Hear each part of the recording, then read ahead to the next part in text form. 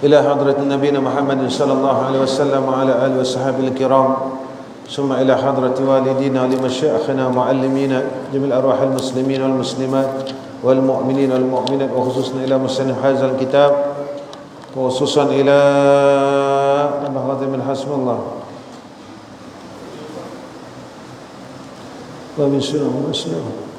الفاتحة.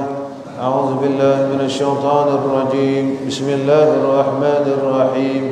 الحمد لله رب العالمين الرحمن الرحيم مالك يوم الدين إياك نعبد وإياك نستعين اهدنا الصراط المستقيم صراط الذين أنعمت عليهم غير المغضوب عليهم ولا الضالين آمين.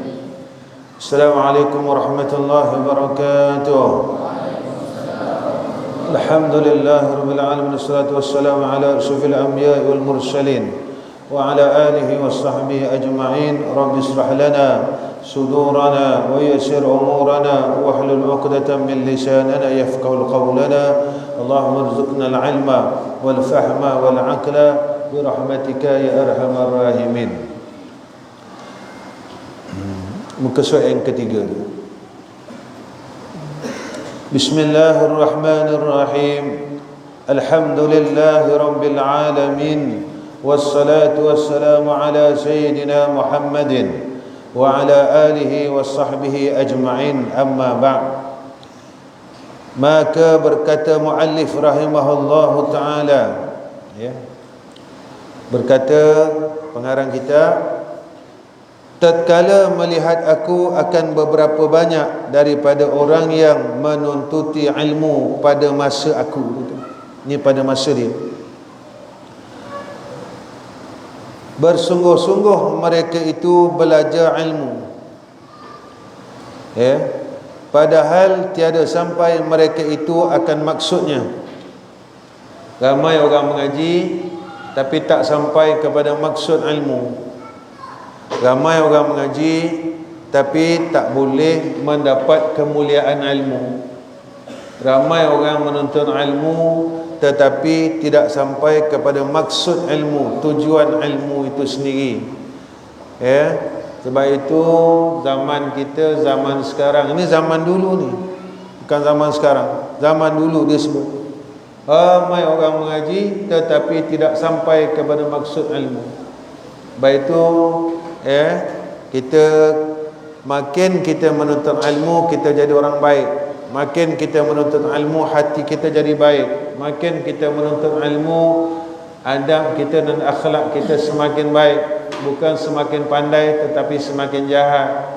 Semakin pandai, kita semakin tawadhu dengan Allah Subhanahu wa taala, ya, dan kita dapat mengetahui dan merasakan ilmu yang ada pada kita, anugerah Allah. Allah bagi dan Allah telah bagi, dan tidak mustahil Allah boleh cabut ilmu itu sedikit demi sedikit. Mungkin kita tak rasa ilmu itu dicabut, tetapi keberkatan ilmu itu dicabut di dalam hati-hati orang yang berilmu. Yang ni kita takut, atau diharamkan akan mereka itu daripada manfaat-manfaatnya ilmu. Jadi pada ketika kita menuntut ilmu tetapi manfaat ilmu diharamkan. Lepas itu kata Imam Ghazali rahimahullahu ta'ala, antara manfaat ilmu iaitu mereka yang makin belajar ilmu makin mengenal Allah. Makin mereka ini menuntut ilmu, makin mereka berasa khasyah, takut dengan Allah. Nak buat jahat takut, ya. Nak buat inaya ke orang takut, sebab Allah Maha melihat. Allah melarang kita berbuat zalim sesama makhluk. Nak hasad takut, walaupun hasad dalam hati. Nak takabur takut, walaupun takabur itu dalam hati. Tetapi yang melihat akan takabur itu adalah Allah. Yang mengetahui akan sifat takabur dalam hati-hati hamba itu adalah Allah. Maka berasa semakin khasyah, semakin takut, ya. Yang ni orang yang makin mengaji, bukan makin pandai, makin pandai, makin pandai, makin melawan Allah. Kita tak tinggal salat, kita tak tinggal puasa, kita lawan Allah dari batin kita. Kita melihat orang lain makin jahat dan kita merasakan kita baik. Tatkala kita membesarkan diri, kita lawan Allah dalam batin kita, bukan pada zahir. Zahir kita kemas, ya, dengan serban kita, jubah kita, ya, dengan ibadat kita, tetapi batin kita semakin jauh dengan Allah, tidak semakin dekat. Ini yang Abi selalu cakap, istidraj dalam ilmu yang kita tak sedar. Istidraj dalam ilmu yang kita tak sedar.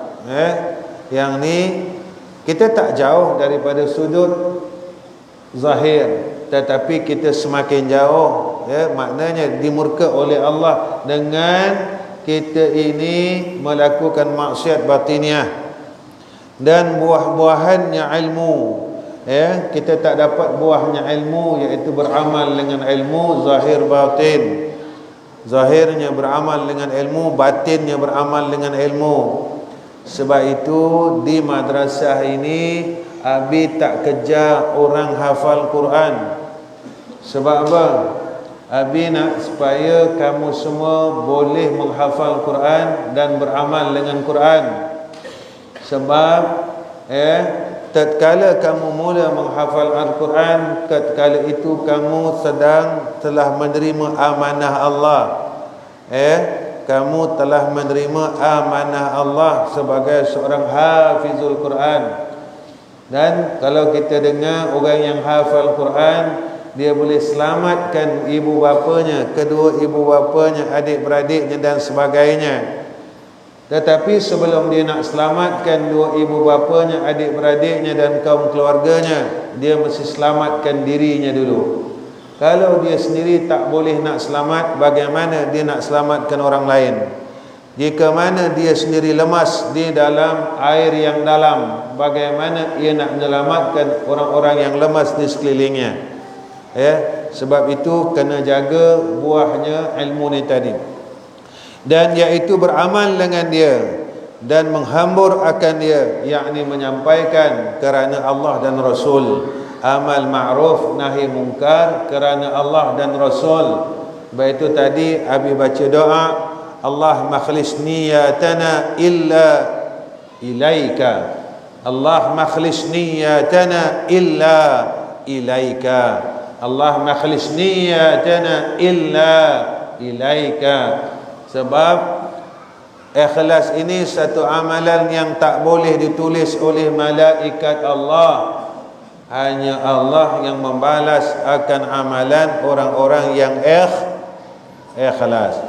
Kerana tersalah mereka itu akan jalannya. Kenapa tak sampai kepada maksud, tak dapat manfaat, barakahnya hilang? Sebab jalan mereka tersalah, ya. Dan meninggalkan mereka itu akan syarat-syaratnya. Mereka tak peduli tentang syarat ilmu, ya. Kitab ini yang Nabi nak ajar dalam masa Ramadan ini. Doa mudah-mudahan boleh habis, akan ceritakan adab ilmu, syarat ilmu, bagaimana adab murid dengan guru, adab guru dengan murid, dan apa perlu kita buat. Dan tiap-tiap mereka yang tersalah akan jalannya, nescaya sesat ia.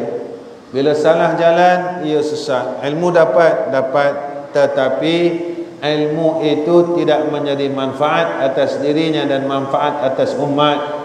Cuma sekadar ilmu atas ilmu, ya. Maka ilmu itu tak boleh bawa ia hampir dengan Allah. Kenal dirinya, semakin baik, semakin tawaduk, semakin ikhlas, ya, semakin yakin dengan Allah, semakin bulat penyerahannya pada Allah, dan tiada mencapai ia akan maksudnya, sama ada maksud itu besar atau kecil.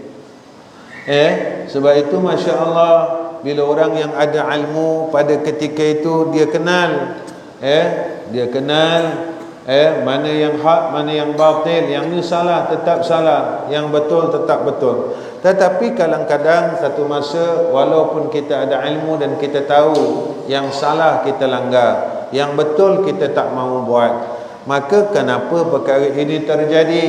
Sebab keberkatan itu diangkat Walaupun ilmunya ada, tetapi sifat-sifat ahli ilmu itu tidak dikurniakan oleh Allah. Yang ni nak kena jaga. Sebab itu kamu semua kena pegang sungguh-sungguh, minta dengan Allah supaya ilmu yang Allah berikan kepada kita beserta dengan rahmat Allah, beserta dengan keredaan Allah. Ilmu ini tak perlu banyak, sebab ilmu yang boleh hampir dengan Allah menjadi kita khasyah. Maka Allah janjikan kepada hamba-hamba ini ditambah akan ilmunya oleh Allah. Ini dalam Al-Quran. Orang yang apabila ia semakin takut dengan Allah, lalu Allah ajarkan kepadanya ilmu yang dia tidak tahu. Maknanya mereka ini dikurniakan oleh Allah bukan sekadar ilmu, tetapi menjadi ahlul ilmi, menjadi ahlul ilmi, ahlul ilmi. Baik. Lalu berkehendak aku dan kasih aku bahawa aku menyatakan bagi mereka itu akan jalan belajar. Maka musannif pengarang kitab ini dia nak bagi tahu kita macam mana jalan ilmu ni tadi, jalan belajar ni tadi, dan aturannya atas kadar yang aku lihat pada beberapa kitab. Nampak musannif kitab ini walaupun dia alimul ulama, tetapi dia kata sekadar mana yang aku tahu. Maknanya kalam ini dipanggil kalam yang merendah diri. Kadar mana yang aku lihat. Inilah alim ulama. Inilah orang yang ahlul ilmi. Makin tawaduk, makin tawaduk, makin tawaduk, bukan makin gah. Boleh tidak sombong dengan Allah. Antara ausaf alil ilmu itu, iaitu ini sifat ahli ilmu tawadhu. Sifat ahli ilmu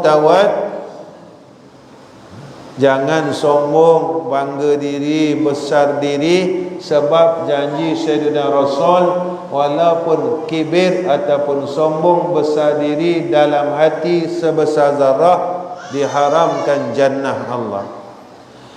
Dan kadar yang aku dengar daripada guru-guruku yang mempunyai ilmu dan hikmah-hikmah, yang dia dengar daripada masyaikhnya, gurunya yang penuh dengan keberkatan, hal keadaannya, aku harap daripada orang yang gemar padanya akan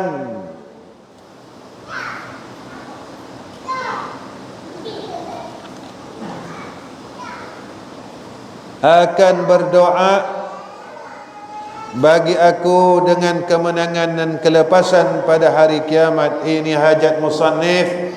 Mudah-mudahan dia minta kita doakan, mudah-mudahan musannif beroleh falah, kemenangan dan kelepasan pada hari kiamat. Amin ya rabbal alamin. Kemudian daripada istiharah aku akan Allah Ta'ala padanya.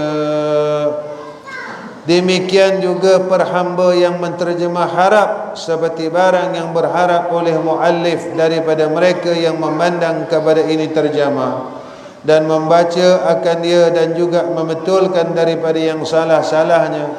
Kemudian daripada ta'mil yang halus-halus, dan yang demikian sangatlah ada. Allahumma salli ala Muhammad. Nampak bagaimana rendah dirinya pengarang kitab dan penterjemah kitab ini. Kalau ada salah, betulkanlah. Kita rasa betul.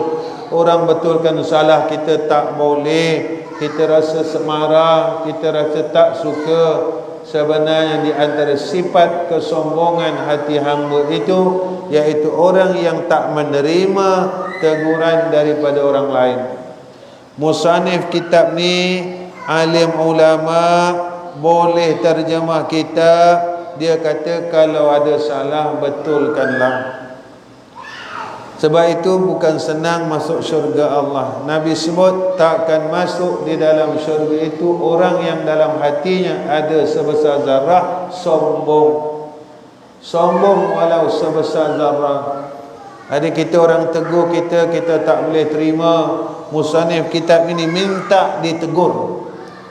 Jadi kalau kita ini ada sombong walau sebesar zarah, macam mana kita boleh masuk syurga Allah? Kita beramal sombong, kita ada ilmu sombong, kita berpuasa sombong. Sombong kena buang.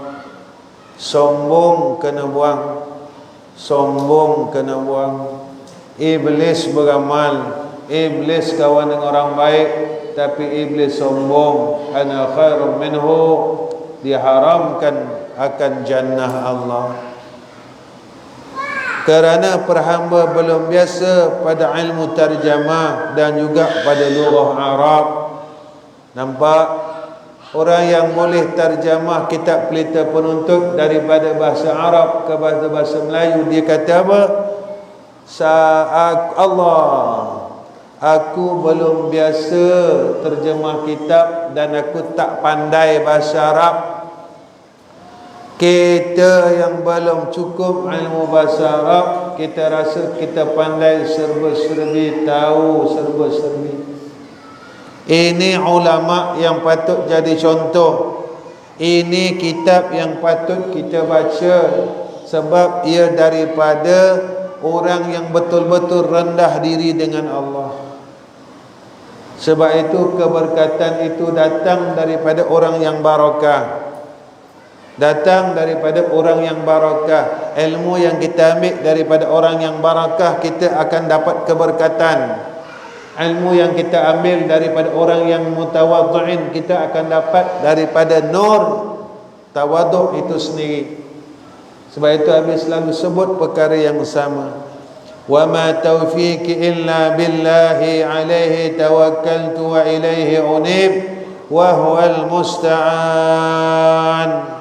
InsyaAllah malam besok kita akan sambung kitab ini sikit, 15 minit, 20 minit, 15 minit, 20 minit insyaAllah.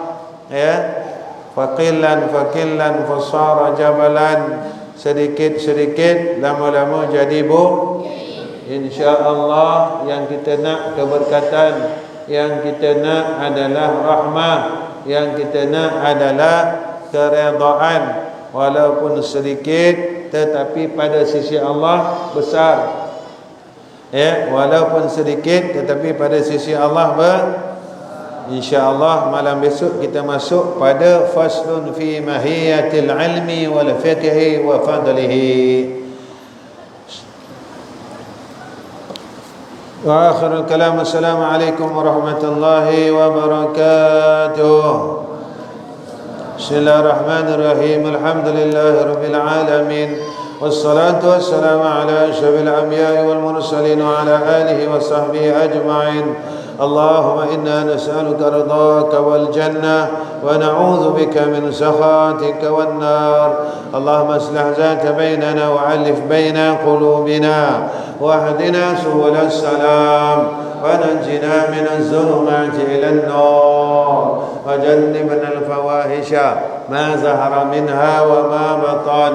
اللهم إنا نسألك إيمانا كاملا وقلبا خاشعا ويقينا صادقا، اللهم دينا قيما ورزقا حلالا طيبا. اللهم يا أرحم الراحمين، bersihkan hati-hati kami ya Allah daripada mazmumah ya arhamar rahimin. Hiasilah hati-hati kami ya Allah dengan sifat yang mahmudah ya Allah. Ya Tuhan, kami barakahkan kehidupan kami ya Allah. Berikan kepada kami kekuatan dalam melaksanakan ketaatan ya Allah. Jadikan kami melaksanakan segala taat semata-mata kerana-Mu ya Allah. Littiba'i Sayyidina Muhammad sallallahu alaihi وسلم. اللهم ربنا توكلنا وإليك أنبنا وإليك المصير. ربنا أتمم لنا نورنا وتب علينا إنك أنت التواب الرحيم. وصلى الله على سيدنا محمد وعلى آل سيدنا محمد والحمد لله رب العالمين.